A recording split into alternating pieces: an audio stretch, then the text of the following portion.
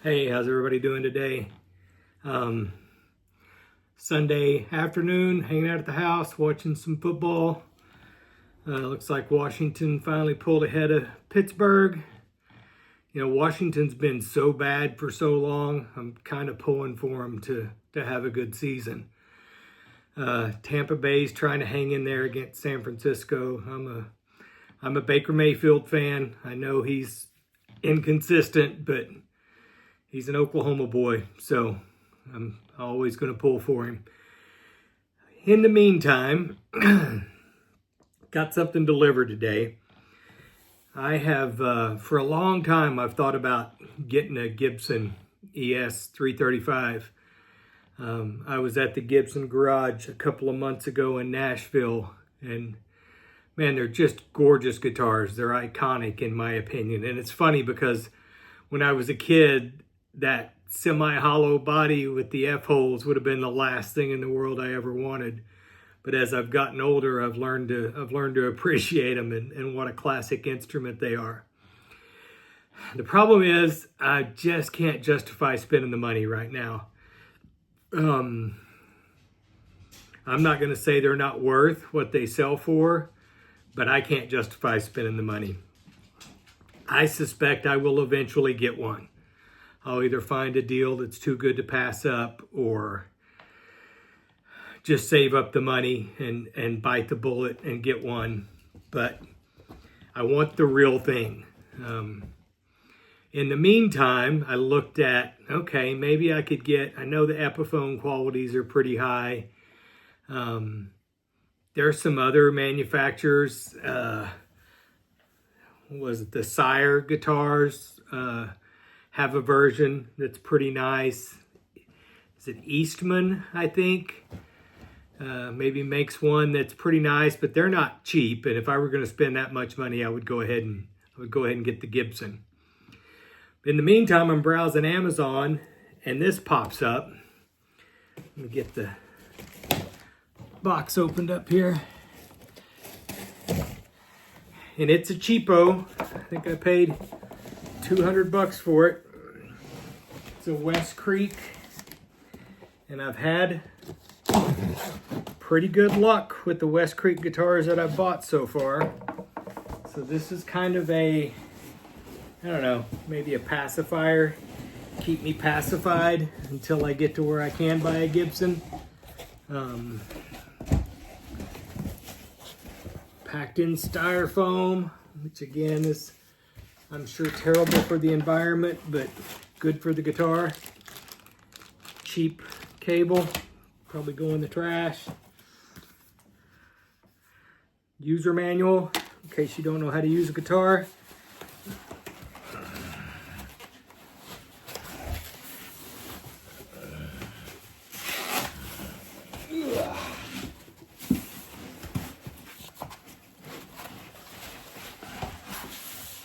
That was hard to get out of that fitted piece of styrofoam.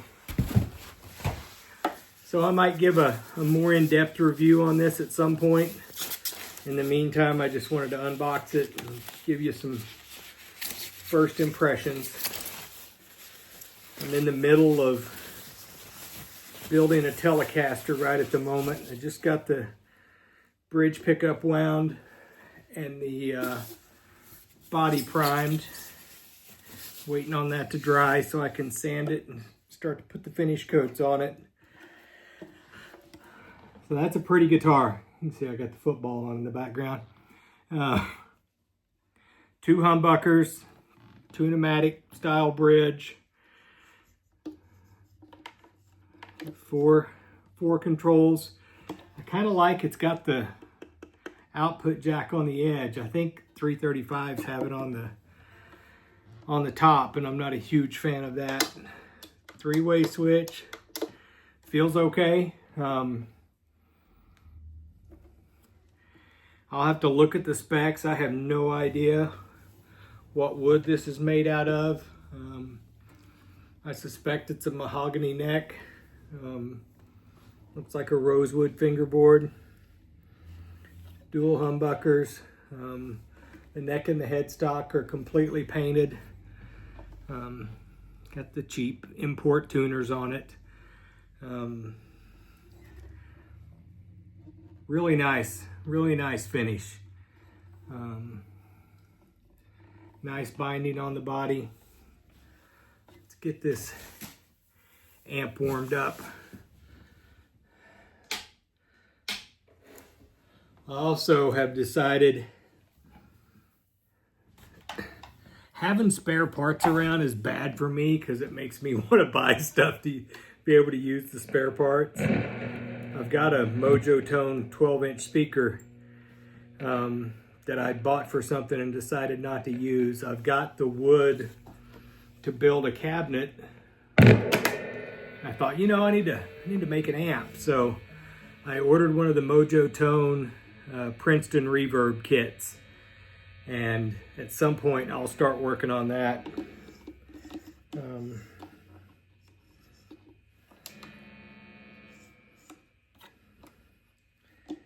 I doubt that this has any kind of push-pull. Yeah, it doesn't appear to. Just straight up traditional wiring, which I kind of like. All right, I decided to go ahead and get this set up. It's not that far off. So let's see what strings we've got on here.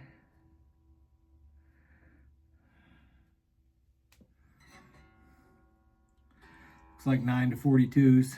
It's kind of my preference anyway, so we'll leave them on. The nut needs some work. I can tell right away. I adjusted the truss rod. It had a little too much relief in it, so I flattened that neck out. That brought the action down almost too low. Let's see where it's actually at. Yeah, it's about 1 millimeter. I would say that definitely needs to come up a little bit, but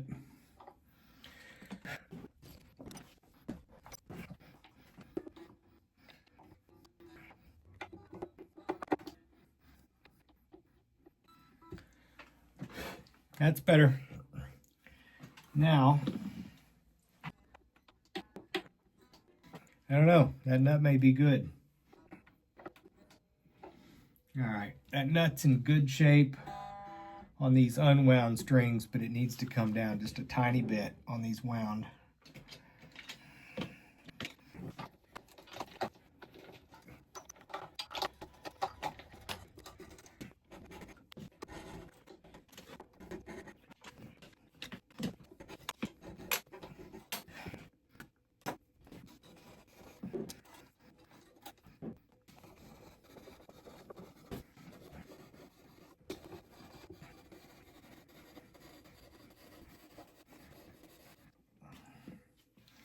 I'm using these fret erasers. This is a 400 grit. This is 1,000.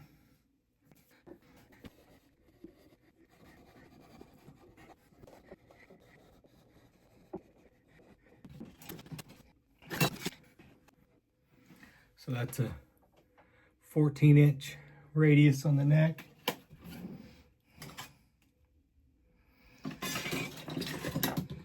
I suspect it's the same up here. It is.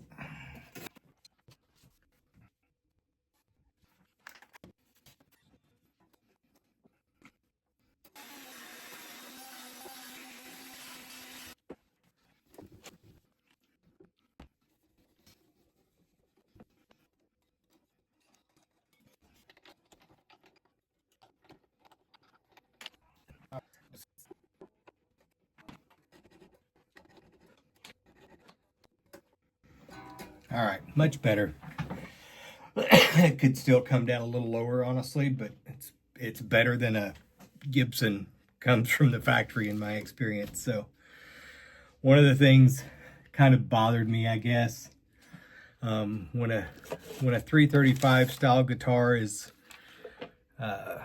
wired really well, you won't see any wires through the F-hole. They'll kind of route it around the F-hole, and this one's, obviously running directly across it, and I don't see any way to get it out of the way.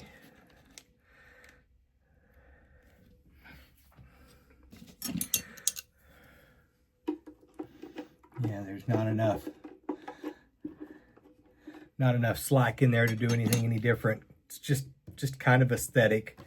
It's certainly not going to affect the playability or the sound at all. Let's check these pickups and see what we're dealing with here. It's the neck pickup, 762. Bridge pickup is 9.23. It's pretty high. Not as high as like some of the, I've got a Gibson Studio that's got a close to a 14K output on that bridge pickup, but that's a decent output. Let's check the inductance.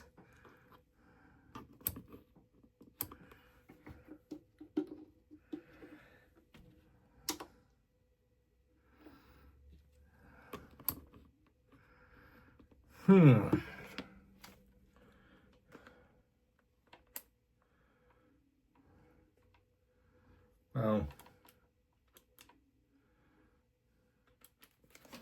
I've got a low battery. Let's see if I can do anything about that.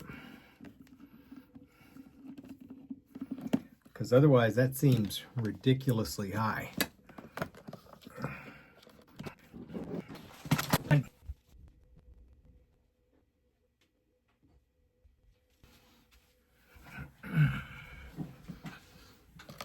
I am not sure what to think about that measurement I got on there.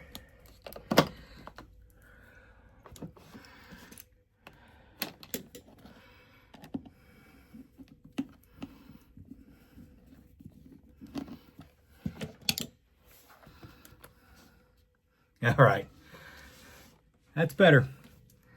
3.04 on the neck pickup. 3.37, 36 on the bridge pickup. That's more along the line of what I would expect for a humbucker. So, forgot to check. I was gonna check the width at the nut.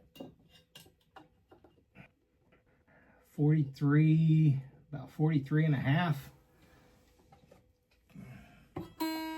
And then at the 12th fret, right at 54. See if I can get under here and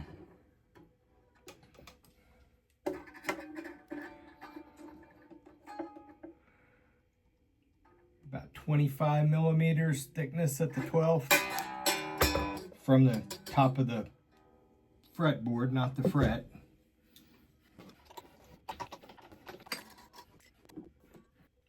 24 millimeters thickness up here at the first fret. So that's now I wouldn't say chunky, but it's certainly not a thin neck, which I prefer a little bit thicker. I also looked online. It says this is a maple top with a mahogany back. I'm guessing the sides are the same as the back. I'm not sure that there's any difference between the top and the back. It also says a maple neck with a rosewood fretboard. Around Nico 5 humbucker pickups.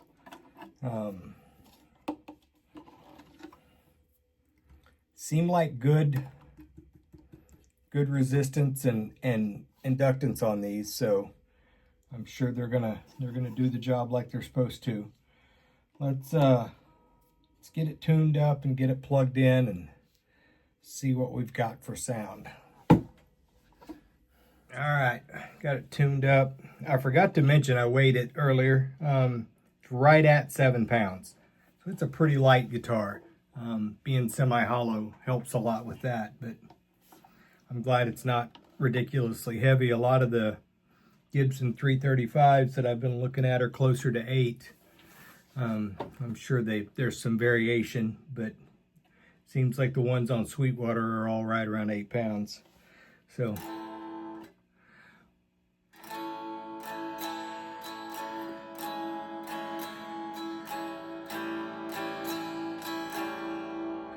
rings out pretty well without being amplified. I'll tell you, when I first turned it on, I'm running through a little Fender Super Champ X2, and I had it on.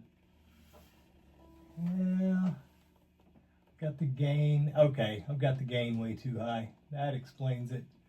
I only had the volume on about 4, and I was getting a ton of feedback, which you do get a little more feedback with the semi-hollow, but having the gain up that high is probably what caused a lot of that. Still way too high. Oh, I'm on a high gain amp setting too.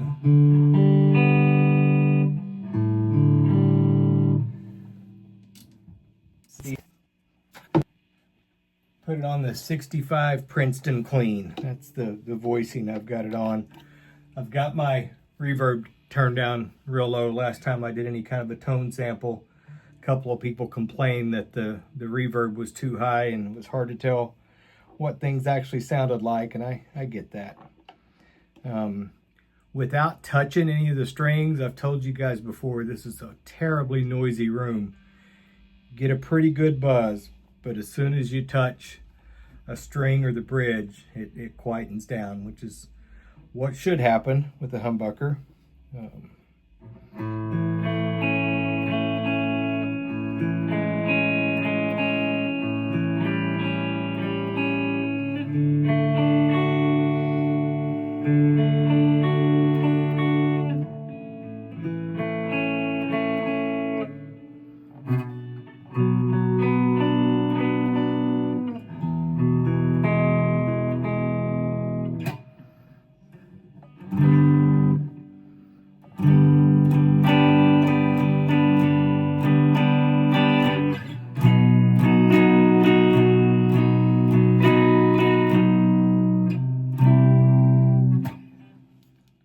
Sounds okay. That's the neck. Let's go to the bridge and see what we've got.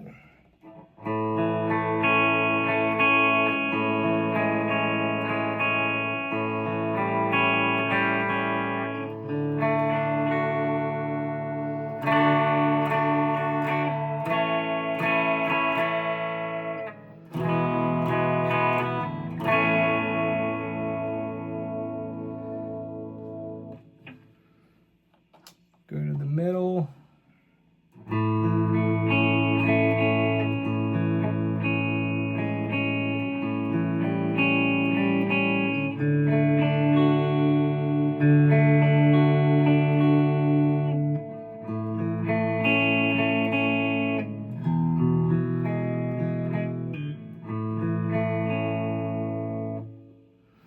Let's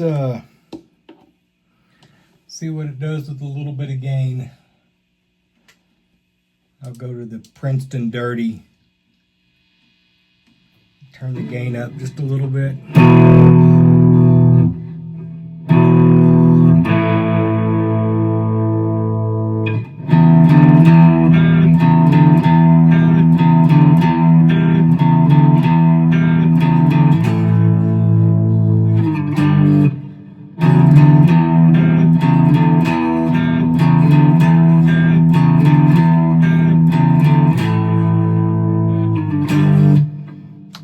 Back to the bridge.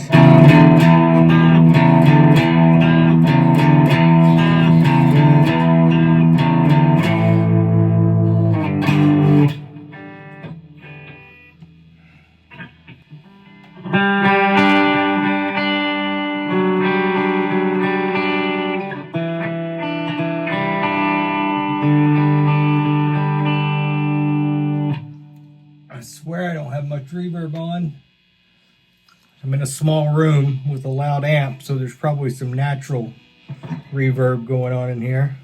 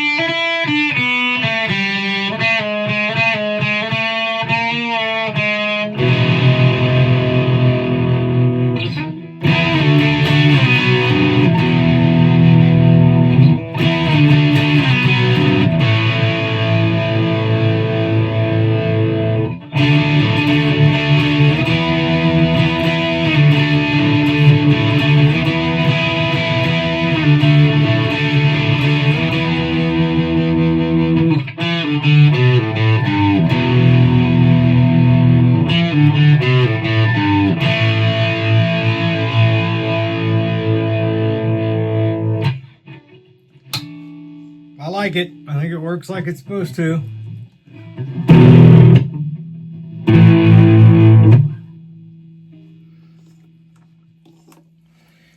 I would like to, well, I'd like to play it next to an actual Gibson 335, see what the difference is. And like I said at the beginning of the video, I'll still end up getting a Gibson.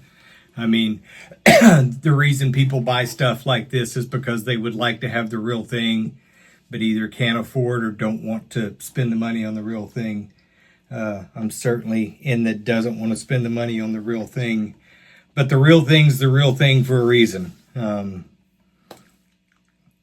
I'm usually not completely satisfied until I get the real thing. So we'll get there. We'll get there someday. In the meantime, I think this is a pretty damn nice substitution for the meantime. I don't think anybody would have any trouble. You could play this guitar in a gig. There's absolutely nothing wrong with it. It needed a little setup, but I bought Gibsons that needed a little setup. So nothing that couldn't be tweaked in just a few minutes. And I think it's a nice guitar. I'll play it for a while. I saw one guy on YouTube. He says he plays them for about a month before he does the review, because you kind of find things, you see things, you notice things after you play it for a while that you don't notice right out of the box. I usually end up tweaking my setup quite a bit over the first couple of weeks, just trying to find the sweet spot. I mean, I've got string height at 1.5 millimeters on this low E, and I've got it at 1.25 on this high E. That's where I start. There are sometimes I'll drop them down a little bit, maybe on the treble side. Sometimes it needs to come up a little bit. Having the frets polished makes a big difference. You can bend now without the gritty feeling. I would say about 8 out of 10 new guitars that I've seen, the cheap ones from China, needed the frets polished. Hell, maybe some of the American guitars need that as well. Anyway, let me know what you think. I would not hesitate recommending this guitar one bit to somebody that wanted a semi-hollow 335 style. Pickups are absolutely fine. I'm sure they're cheap, made in China pickups, but I think they got the winds and the magnet right. And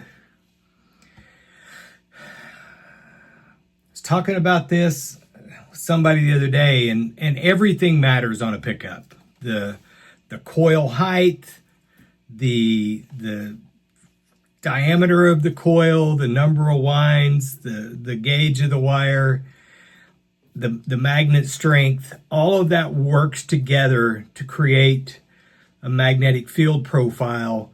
And how that magnetic field profile responds to this string vibrating on top of it is going to impact the tone.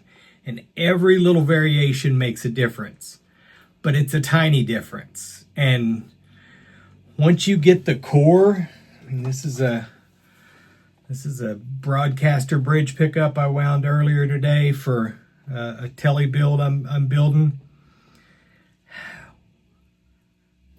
There's not much to it. I mean, I hate to say that, and it's tedious. Winding pickups is a pain in the ass. It is not anything I'd want to do for a living. Humbuckers are even worse. I don't think I could sell humbuckers for enough to make it worth my while to sit there and wind them and put them together the way they're required. I've done it. I've got some. I'd rather wind them for myself than buy them for myself, but I wouldn't want to try to do that and sell them and make a living doing it. Hats off to the people that do. It's kind of tedious work, and one little mistake, it doesn't take much to break a wire, to screw something up. But, and I'm not saying cheap pickups are just as good as expensive pickups, but the gap between well-made cheap pickups and expensive pickups is probably smaller than most people think. especially for people like me, for bedroom players, for low volume players. And if you're a studio artist and you can't afford to screw around with cheap pickups and hope that they sound good, you want something that you know what it is when it comes out of the box, you know how it's going to respond, you know what the frequency response curve is going to be. I get it. And if that's the case, spend the money and get the name brand, high quality, dead on consistent pickups. But don't buy a guitar like this and automatically think, well, I need to rip those pickups out and put something else in it, because chances are you don't. I would say 98 times out of 100, pickups are going to be fine. They're going to do exactly what you need them to do. Anyway, that's my rant. I'll get off that soapbox. Hope you guys have a good evening. Football didn't go so well for me today. I was kind of pulling for the Commanders because they've sucked for so long. I wanted them to win. They ended up blowing the fourth quarter and not winning it. Always kind of pull for the Buccaneers. They just can't stay consistent. They can't get it together. They ended up losing to a good team, San Francisco, but man, they're frustrating to watch sometimes. Anyway, guys, have a good day. I appreciate the likes and the subscriptions. Let me know what you think. I always enjoy the I won't say I always enjoy the comments. Usually I enjoy the comments. There are some assholes out there, but that's okay. You guys have a good day.